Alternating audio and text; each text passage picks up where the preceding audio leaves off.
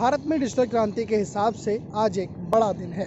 दरअसल भारत के प्रधानमंत्री नरेंद्र मोदी ने आज ऑफिशियली 5G को लॉन्च किया है।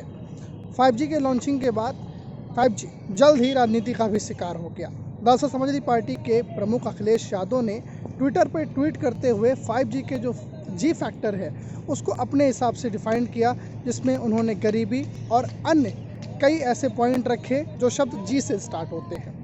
बहरहाल राजनीति के उलट आज हम युवाओं से बात करेंगे और जानेंगे कि जो 5G अभी लॉन्च हुआ है वो उनके जीवन में क्या कुछ तब्दीली लाएगा या फिर वो इसको किस तरह की अपने जीवन में तब्दीली के हिसाब से जोड़ के देखते हैं। कई सारे सवाल भी हैं लोगों के मन में कि आखिर इसकी कितनी कॉस्ट होगी। ऐसा तो नहीं है कि 4G के बाद अब 5G आया है तो अब महंगा होगा, स्पीड क्या रहेगी। बहुत सारे सवाल हैं, पर आज हम युवाओं के बीच में युवाओं से बात करेंगे और जानेंगे कि आखिर 5G के आने के बाद 5G अब जो लॉन्च हो गया है उसके बाद में उनके लाइफ में, उनके पर्सनल जीवन में इसका क्या कुछ असर पड़ेगा। हमारे साथ कई सारे युवा मौजूद हैं, हम इनसे एक एक करके जानने का प्रयास करेंगे कि आखिर इनकी राय क्या है।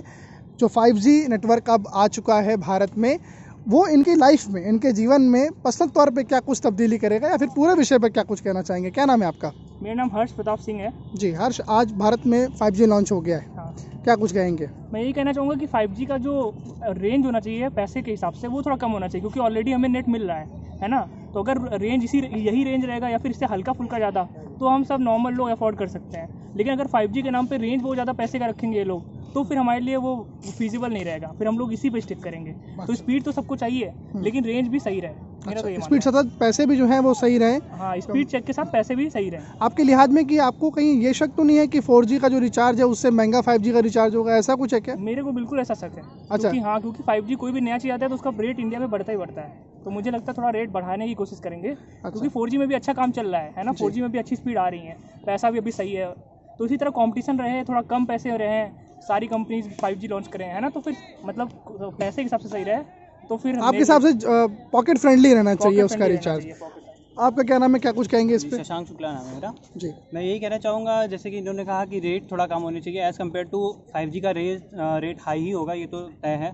लेकिन थोड़ा अगर कम रहेगा और ज़्यादा से ज़्यादा शहरों में जल्दी लॉन्च हो जाए तो ये बेटर रहेगा हमारे लिए, और इसमें एजुकेशन के लिए बेस्ट रहेगा हमारे लिए, और बहुत चीज़ों के लिए बहुत बढ़िया चीज़ है। आपको क्या लगता है, जिस तरह के जो गांव के इलाके हैं, अगर ये 5G नेटवर्किंग जो है गांव तक जब पहुंच जाए, क्योंकि कहा गया है कि 2.5 से 3 साल के अंदर में ये पूरे भारत में जो है पहुंच जाएगा, क्या बदलाव आएंगे वहाँ पर? जी देखिए, गांव का हिसाब से अभी तो काफ़ी डेवलपमेंट की ज़रूरत है गांव में। अभी हम अपने घर की तरफ की बात कर लें तो अभी रोड तो बनी नहीं है, तो 5G उतना कुछ मतलब उतना इम्पोर्टेंट नहीं है। अभी ज़्यादा ध्यान दिया जाए तो रोडों पे दिया जाए, क्योंकि आए दिन लोग मर रहे हैं उधर साइड, तो ये दिक्कत है ना।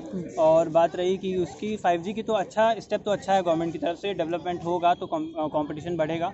और गाँव की बात रही जहाँ तक, तो रिमोट एरियाज़ में अच्छे से डेवलपमेंट हो जाएगा, लोग आगे निकल के आएंगे और इंटरनेट पहुँचेगा तो अपना चीज़ों को अच्छे से देख सकेंगे, इंटरनेट का यूज़ कर पाएंगे। यही है। क्या नाम है, क्या कुछ कहेंगे? मेरा नाम वैभव कुमार सिंह है। जी। देखिए, मेरे हिसाब से तो अभी 5G की ऐसी कुछ ज़रूरत है नहीं, क्योंकि आपके हिसाब से ज़रूरत नहीं थी 5G की? 4G में ही काम चल जा रहा था। हाँ, जैसे कि 5G से मैंने मतलब कहीं पढ़ा था, उससे चिड़ियों और नेचर को काफ़ी, उसकी रेडिएशन से काफ़ी मतलब बैड इफ़ेक्ट होता है।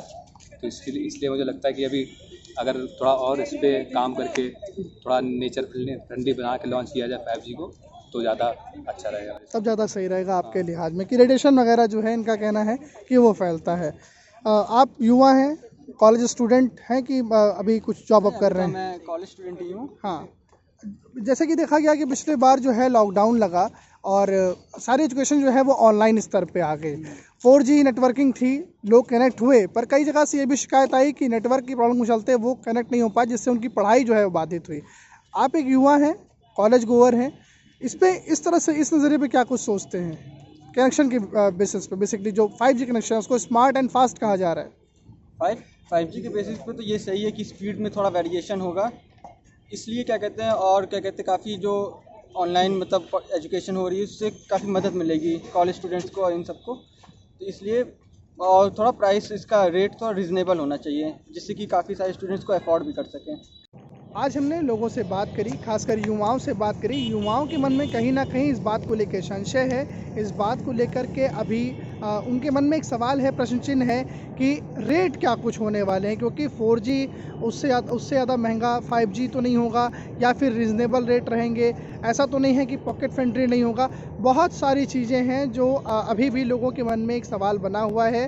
बहरहाल अगर हम बात करें तो जो आला कमान है, यानी अगर हम कहें कि अधिकारी जो हैं, उन्होंने साफ तौर से स्पष्ट कर दिया है कि इसका रेट भी जो है वो कम से कम ही रखा जाएगा, जिससे पॉकेट फ्रेंडली 5G बनाया जा सके और अगले 2 से 3 साल के अंदर पूरे भारत में ही जो 5G का नेटवर्क है उसको पहुंचाया जा सके।